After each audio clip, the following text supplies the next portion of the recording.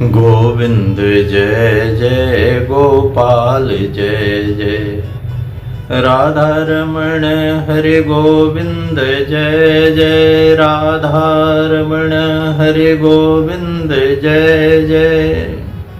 बोलिए गोविंद भगवान की जय, वृंदावन बिहारी लाल की जय, सद्गुरुदेव भगवान की जय।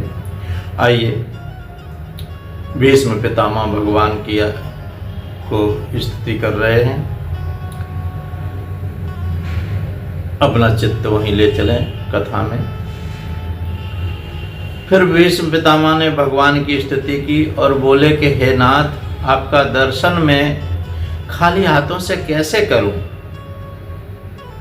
मैं आपको क्या अर्पण करूं? भगवान जीव से धन संपत्ति नहीं मांगते।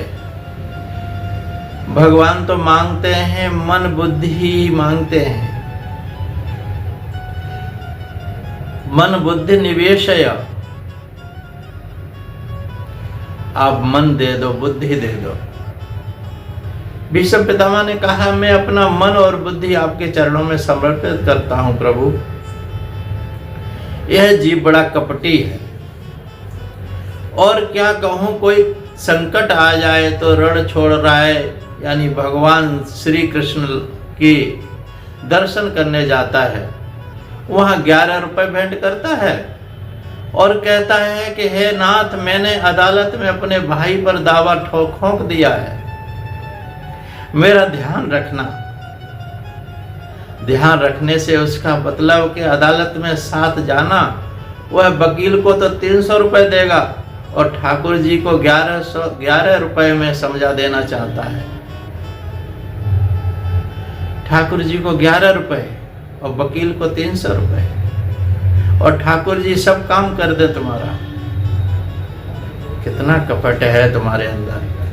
भगवान कहते हैं कि मैं तो सब कुछ देखना चाहता हूं, समझता हूं, जानता हूं। मैं तो तुम्हारे दादा हूं। लक्ष्मी जी जब भगवान से पूछती हैं कि आप अपने भक्तों को दर्शन क्यों नहीं देते, तब भगवान कहते हैं कि वह दाता बदले में क्या लेना चाहता है, वह भी तो देख लो। वह मांगते मुझे कहां मांग रहा है। भगवान को तुम अपना मन, अपनी बुद्धि, अपना हृदय अर्पित कर दो। भीष्म पितामह स्तुति करते हैं कि हे भगवान, केवल एक बार मुझसे कहा कि मैं तुम्हारा हूं। भक्ति ही मृत्यु को सुधारती है, सार्थक करती है। ज्ञान का भरोसा मत रखो। आत्मा शरीर से अलग है, यह तो सब जानते हैं, परंतु इसका अनुभव सबको नहीं होता। दुख होता है तब मन में देहाध्यास होता है। देहावसान के समय 20 करोड़ बिच्छुओं के डंक सी वेदना होती है, बहुत वेदना होती है। बिच्छुओं के डंक का मतलब है बहुत वेदना होती है। भगवान का स्मरण नहीं रहता। भगवान का स्मरण तो उसी को रहेगा जो पहले से अभ्यास जिसने किया होगा। भक्ति मृत्यु को सुधारती है। कई बार ज्ञान मृत्यु को बिगाड़ता है। अधकचरे ज्ञानी विषयी बन जाते हैं। ज्ञान का अभ्यास नहीं है, गुरु कृपा नहीं है और ज्ञान में स्थित नहीं है, तो केवल वाचन का ही कार्य करता है। ज्ञान जीवन को सुधारता नहीं है। ज्ञान भीष्म पितामह ज्ञान पर भरोसा नहीं रखते थे। वे भगवान की शरण में गए और भगवान से कहते हैं कि मैं आपकी शरण में आया हूं प्रभु। वे ऐसा नहीं कहते कि ब्रह्म रूप हूं, वे तो कहते हैं कि मैं आपका हूं, आपकी शरण में आया हूं। भगवान उन्हें कुछ उलाहना देते हैं। वे कहते हैं कि मैं आपको अपना कैसे मानूं? आपने तो अर्जुन पर भी बाण चलाए, अपने भक्त पर चलाए गए बाणों को मैं कैसे भूलूं? भीष्म जी कहते हैं कि सारा जग जानता है कि पांडवों पर मेरा कितना प्रेम है। आप भी तो यह जानते ही हैं, युद्ध में मेरा शरीर कौरवों के पक्ष में था, किंतु मेरा मन तो पांडवों के पक्ष में ही था। पांडवों पर बाण तो चलाता था, पर मन से भी यही चाह रहा था कि विजय पांडवों की मिले। जयोस्तु पांडुपुत्राणाम, ऐसा बोलकर ही मैं बाण छोड़ रहा था। पांडवों की विजय चाह रहा था मैं। और जब अर्जुन ने जब कहा ना कि दोनों सेनाओं के बीच में मेरा रथम स्थापयामि अच्युत, हे अच्युत मेरा रथ सेनयोर मध्य, बीच सेनाओं के बीच में मेरा कर दो। जब मैंने कहा था कि देखो देखो इन सबको, ये खड़े हुए और मैं दिखा रहा था सबको, तो मैं उनकी हृतवती पर सेन का आयु अक्षणा हृतवती, मैं दूसरी सेना के पर पक्ष की सेना की आयु को हरण कर रहा था अपने नेत्रों से। भीष्म पितामह कहते हैं कि हे प्रभु, मैं उस समय आपके दर्शन करना चाहता था। आप अर्जुन के रथ पर थे। मैंने सोचा कि यदि मैं पांडवों के पक्ष में रहूंगा तो सामने से आपके दर्शन कैसे कर सकूंगा। आपका सतत दर्शन करते रहने के लिए ही मैं पांडवों के विरुद्ध कौरवों के पक्ष में जा मिला। पांडवों के पक्ष से लड़ता तो आपके दर्शन में अच्छी तरह से नहीं कर पाता। भगवान की स्तुति करते हैं। इतिमत्य रूप कल्पिता वितृष्णा भगवत शाश्वत पुंगवे विभूति स्वसुखमुपगते क्वचिद व्यहर्तुं प्रकृतिमुपेयुषि यद्भव प्रवाह। मैं अपनी बुद्धि को तुम्हें समर्पित करता हूँ, मन को तुम्हें समर्पित करता हूँ। हे प्रभु, त्रिभुवन कमनं तमालवर्णं रविकर गौरवराम्बरं ददाने बपुरललककुलाभृताननाब्जं विजय सखेरतिरस्तु मेनुवद्या। जिसका शरीर त्रिभुवन सुंदर है और नील कमल जैसा है, नील तमाल जैसा है, नील वर्ण का है, जिसके तन पर सूर्य किरण सा श्रेष्ठ पीतांबर शोभित हो रहा है और मुख पर कमल के समान उलझी हुई लटें बिखरी हुई हैं, अलकावलियां।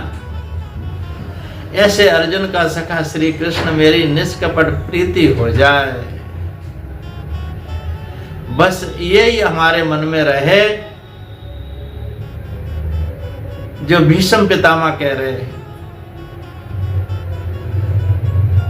भगवान के चरणों में हमारी प्रीति बनी रहे। पार्थ सके रतिर्ममास्तु, पार्थ के अर्जुन के सखा में हमारी प्रीति बन जाए। ऐसा रूपवान पार्थ सारथी को रोज अपने सम्मुख रखो। इंद्रियों के घोड़ों को भगवान को सौंप दो। शरीर रथ है, इंद्रियां घोड़े हैं। अपनी निष्काम बुद्धि और मन आपको अर्पित करता हूं। भीष्म पितामह ने कहा, मत रूप कल्पिता वितृष्णा, और मन को केवल भगवान को ही देने की वस्तु है। फिर भी जगत में कोई स्त्री को मन देता है तो कोई पुरुष को मन देता है। भगवान कहते हैं कि तुम अपना धन आदि मुझे नहीं चाहिए, मुझे तो तुम्हारा मन चाहिए। मन मुझ में लगाओ। और तुम उल्टा करते हो, धन दे देते हो, मन अपने पास रख लेते हो। और जिसने भी, जो भी संत हुआ, जो भी भक्त हुआ है भगवान का, जिसने भगवान को प्रकट कर लिया, उसने मन दिया। अरे उसे धन की क्या जरूरत है? जिसकी लक्ष्मी हो जिनके पास में, उसे धन की नहीं जरूरत है। उसे तुम्हारे मन की जरूरत है, तुम्हारी जरूरत है। भगवान कृष्ण सोचने लगे कि वयोवृद्ध भीष्म पितामह हैं, बहुत समझदार हैं, कितना मीठा बोलते हैं। यह जीव जब ठाकुर जी को कुछ अर्पण करता है तो उन्हें बड़ा संकोच होता है।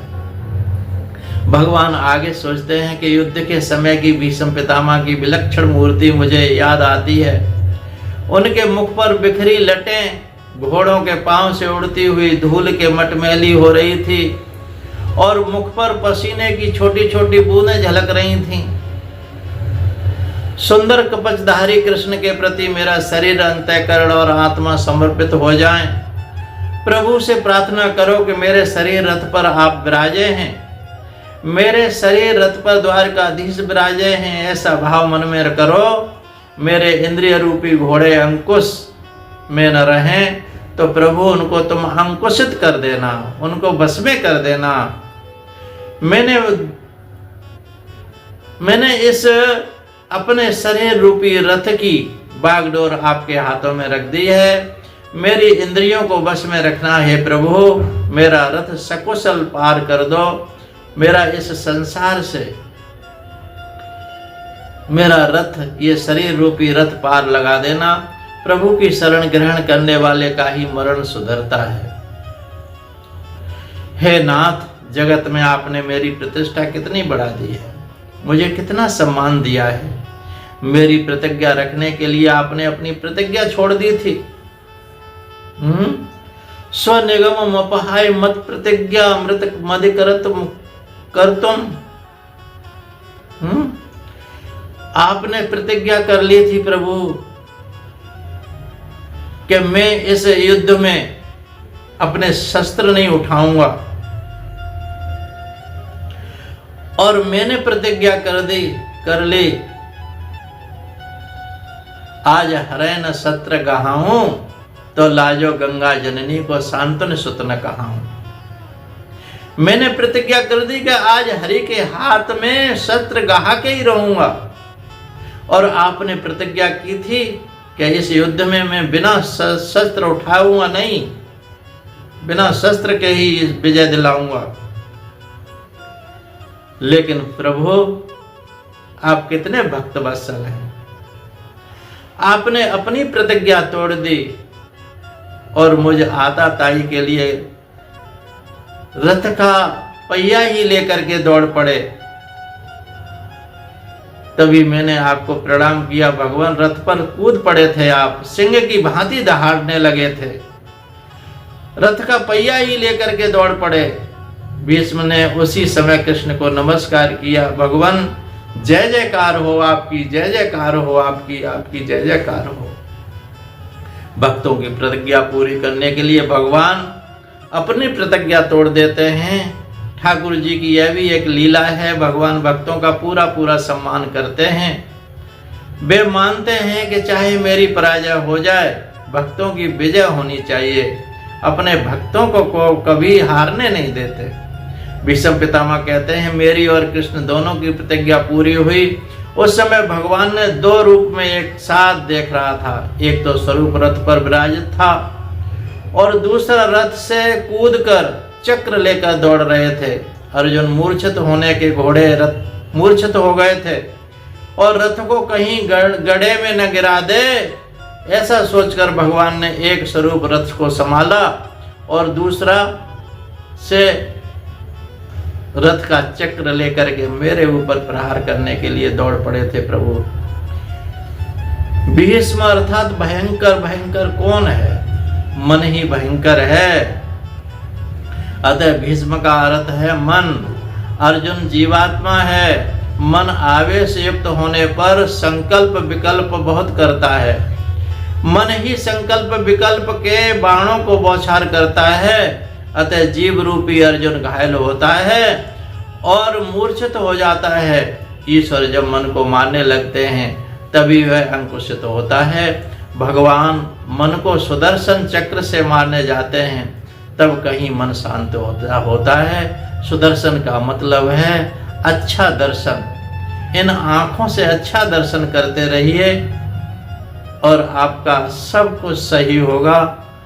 जीवात्मा जब परमात्मा की शरण में जाता है तो मन को शांत करते हैं। मन संकल्प विकल्प करना छोड़ दे तो यह मन आत्म रूप में तदाकार हो जाता है।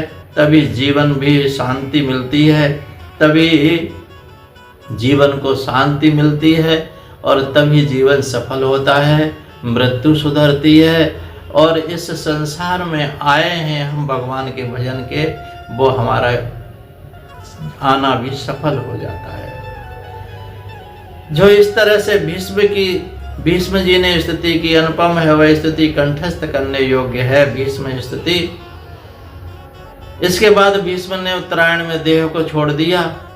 भीष्माचार्य भगवत स्वरूप में तदाकार हो गए, वे कृतार्थ हो गए। उत्तरायण में मृत्यु का अर्थ है ज्ञान की अथवा भक्ति की उत्तरावस्था, परिपक्व अवस्था। मृत्यु कहीं पापी लोग भी तो उत्तरायण काल में मरते हैं, फिर उनको सदगति मिलती है, और कहीं योगी जन दक्षिणायन में मरते हैं फिर भी उनकी दुर्गति नहीं होती। इसका मतलब क्या है? मृत्यु कभी भी हो, चाहे उत्तरायण में हो चाहे दक्षिणायन में हो, जब तक ज्ञान भक्ति का तुम पर कृपा नहीं होगी तब तक मृत्यु सफल नहीं होती, तब तक सदगति नहीं होती। इसलिए दक्षिण दिशा में यमपुरी है, नरकलोक है। नरकलोक का अर्थ है अंधकार, अज्ञान।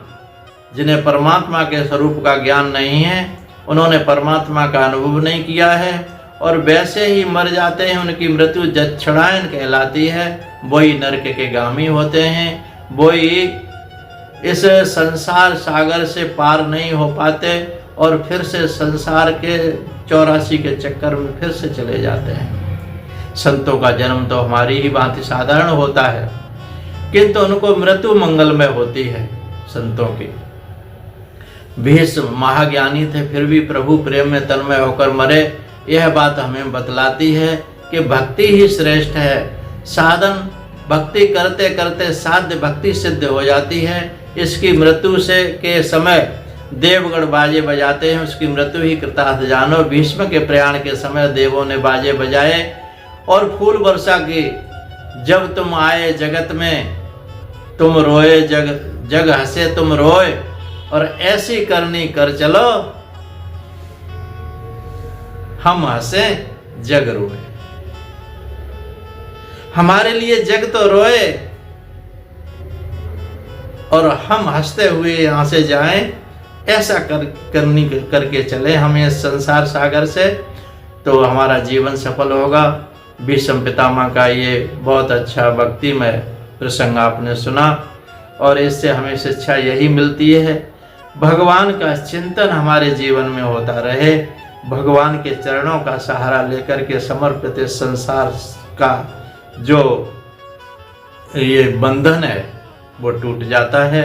इतना ही कहकर के वाणी को विराम। बोलिए सच्चिदानंद भगवान की जय, सद्गुरुदेव भगवान की जय। हर हर महादेव।